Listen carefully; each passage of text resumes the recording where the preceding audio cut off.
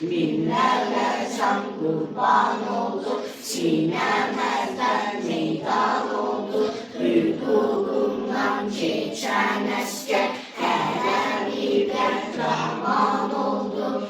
Sen Hasan Gülistan, sen Ramazan Kurban, sen bin mehabbet, sinene tutmuş mekan, namusunu hissetmeye, bayrağını yükseltmeye.